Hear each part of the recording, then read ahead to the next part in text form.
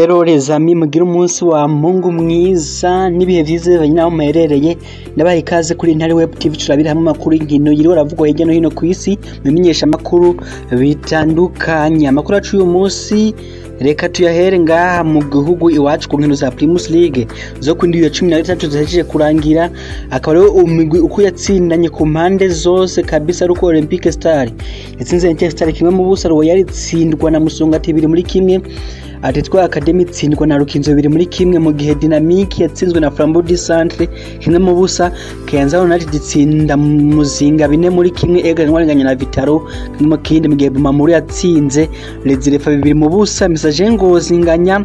na Buja City canke Bujumbura City bitsindo 2 kubiri. Akaba kandi mu yandi makuru twogaruka ko ngaha mu bundi aruko rero Enoke Sawa Mukama mukinyi wa kira Message Ngozi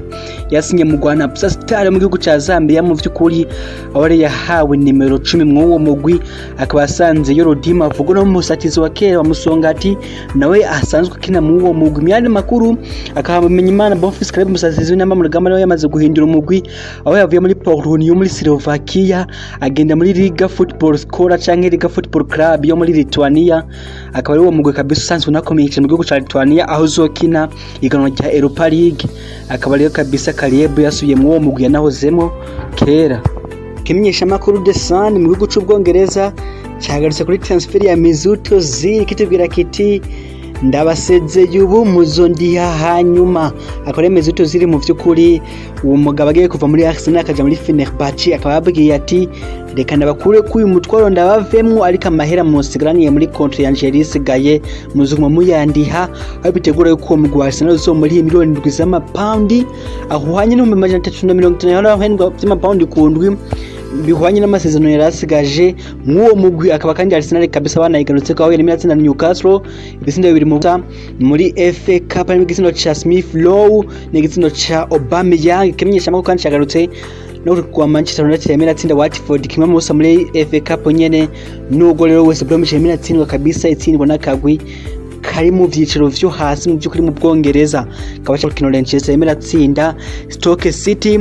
ibitsindo 2 mu busa muri FA Cup nyene, akaba ari kandi mu zindi nkino za FA Cup zaciye kuba tuziciyemwo aruko Chelsea yatsinze akagwi ka Morecambe ibitsindo 4 mu busa, arimo igitsindo ca Kai Havertz, Timo Werner, Mason Mount kabisa abona we kabisa yarose igitsindo, kandi Man City yatsinze Birmingham tumusa ibitsindo 2 vya Bernardo Silva, mu gihe Leeds yatsinze bitsinzwe n'akagwi ka Crayley ibitsindo 3 mu busa. Akaba rero kabisa mwizo nkino za FA Cup Timo Werner yatsinze igitsindo ciwe ca mbere muri Chelsea nyuma y'imisi 33 yarabuze igitsinda, mu gihe Kai Havertz yatsinze igitsindo ciwe ca mbere muri Chelsea nyuma y'imisi 85 mu vy'ukuri rero yarabuze igitsinda mu mugwi wa Chelsea. Akaba kandi Mason Mount nawe yatsinze igitsindo ciwe mu mahiganwa yose kuva akinyura kino gwe kwa mbere mu mugwi wa Chelsea kabisa. Ikimenyesha makuru AS mu gihugu ca Espagne kitubwira kiti Bahoselo ati ubushuhe bwo hasi cyane cyane, ati hari ubukanye buteye ubwoba. Akaba cyagarutse ku rukino Real Madrid arenga n'Arsenal Osasuna n'ubutsindo kabisa ubusa mu bundi, akaba kabisa umugwi wa Real Madrid utari worohewe mu maneje teye ubwoba ku kibuga cya Osasuna,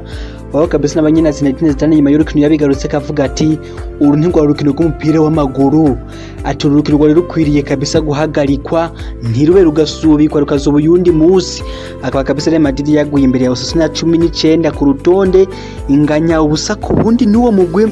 nabanye kabisa urukino rwaba bagicana abafana ba Real Madrid batumva ukuntu batakaje urukino, ubona ko urukino rwari rubishe mu vy'ukuri atakwatakana, ubona ko ibintu vyose biri hasi kuri Real Madrid. Kimenyesha makuru mbekanacho kitubwira kiti Madrid harakanye, ati Zinedine Zidane nawe yemeje ko urukino rutari rukwiriye kuba, ati kabisa urukino rubishe cyane ku mpande zose. Real Madrid yagerageje shot rimwe gusureje mwiza mu rukino rwose, mu gihe kabisa n'abandi bakinyi nka Toni Kroos bakrititse abakinyi bakina baravuga bati twakinye nabi, abakinyi dukina bari bakwiye gushiramo akaguvu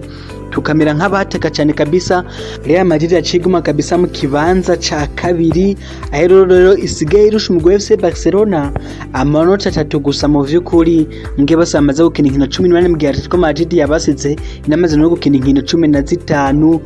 gusa. Ikimenyesha makuru Sport cyagarutse kuri game kabisa yemera huza Barcelona Granada, izindi ibitsindo bine mu busa kabisa, bibiri vya Cristiano na bibiri vya Leo Messi, kitubwira kiti Barcelona rose intsinzi kuri Granada kabisa, intsinzi bari bakwiriye. Ati mugwi wa Koeman kabisa ubu ibintu vyonse ugiye kwitegurira Super Coupe ya Espagne mu rukino bazokina n'umugwi wa Real Sociedad ku munsi wo kuwa gatatu, kugira barabe yuko bo isha kuri finali ya Super Coupe bagahiganirwa n'umwuguzo wavuye hagati ya Real Madrid na Atletico kabisa Bilbao ku munsi wa gatatu nyene, akitegura yuko kabisa uyu muguzi karushwa na Real Madrid amanitse gusa. Ikimenyesha makuru Mundo Deportivo cyo kitubwira kiti kabisa urukino guza kuri FC Barcelona barose intsinzi kabisa, ibitsindo bine mu busa batsindiye kabisa ku kibuga cyo hanze. Ati ibitsindo bibiri vya Leo Messi na Griezmann nivyo bahenze intsinzi abasore ba Ronald Koeman aho basikiye barushwa amanota 3 gusa n'umugwi wa Real Madrid, bana ko kabisa mu gihugu ca Espagne cyane cyane Barcelona no kwishima mu gihe Madrid aramarira mu vy'ukuri kuri poor performance kuri Real Madrid. Mu vy'ukuri nabonye mu vy'ukuri abakinyi nka Toni Kroos, Thibaut Courtois, Zinedine Zidane bose bakritise La Liga, baravuga bati ero rukino ntigwari rukwiye kuba bivanye na condition kabisa n'ukuntu ikirere cyari cifashe ku kibuga ca Osasuna. Ariko kandi akaba n'amakuru avuga yuko Real Madrid ari ifisi kosa kuko tigeze utanga ubusabe kuri La Liga ibasaba yuko urukino guhagarikwa, akaba mu vy'ukuri ataguhitwazo na rumwe ko basore ba Zinedine Zidane nabo bagiye kuca bitegura urukino rwa Atletico Bilbao ku munsi wa gatatu muri Super Coupe, mu gihe Barcelona bari mirakina Real Sociedad muri Super Coupe nyine muri kimwe ca kabiri bituranamo imigwi ibiri zocikina finale. Corriere dello Sport mu gihugu c'Ubutaliyano yagarutse ku rukino rwa Rouge umugwi wa AS Roma na Teodomira kabisa, tubwira ati urukino rurakomeye cyane rukaba rwarangiye imigwi yose inganya ibitsindo biri mu bindi, ubona ko Inter Domire bandanije gutakaza amanota bukewe k'imigwi irimo irayisiga kabisa. Umugwi wa Simiro urimo urazisiga aho warayutsinze umugwi wa Torino ibitsindo biri mu busa n'igitsindo ca Frank Kessie cyanavugije abantu benshi kuri penalty yatsinze, ariko ikimenyesha makuru Gazeta dello Sport kibivuga kitubwira kiti Arsenal mu vy'ukuri isigaye ifashwa na VAR. Akaba ari umugwi wa Arsenal watsinze ibitsindo biri mu busa umugwi wa Torino, akaba ari harimo igitsindo ca Frank Kessie kuri penalty, akaba ari kabisa avuga ati iyo penalty ntiyariyo. Tutto Sport yagarutse no ku itsinzi ya AC Milan izina tone n'ibitsindo bibiri mu busa, ahana akariko no ku rukino kwa Juventus zawukina na Sassuolo mu kanya saa 45, yari no ku majambo ya umumenyereza wa Juventus Pirlo ababwira abakinyi biwe bati nta mikino basore tuhezo gusindira urukino kugira tubandanye twegera mu rwa Semiro urimo radusiga mwiyi minsi. Jesse Lingard umusore wa Manchester United ngo ashobora gusinya mu rwa Inter Domira mu rwa Inter Domira wobusuye kuronka umukiriya abagurira Christian Eriksen amazimisi yifuzo no mugwi wa Paris Saint-Germain. Mauricio Pochettino umumenyereza wa Paris Saint-Germain yifuza Christian Eriksen, aranifuza Paul Pogba umukinyi wa Manchester United kabisa ko imenyesha no kuri bitandukanye n'igihugu cy'u Bufaransa vyazindutse bivyandika. Chelsea ngo yari iteguye kwinjira muri battle yo gusigisha David Upamecano myugaro wa Leipzig, umyugaro wo mu Faransa kiri muto akabera n'amazinige yifuza no wa Manchester United umaze igihe kabisa kitari gito. Umwifuza Declan Rice umukinyi w'agati wa West Ham ngo yifuza kugumira London kabisa ariho yibera,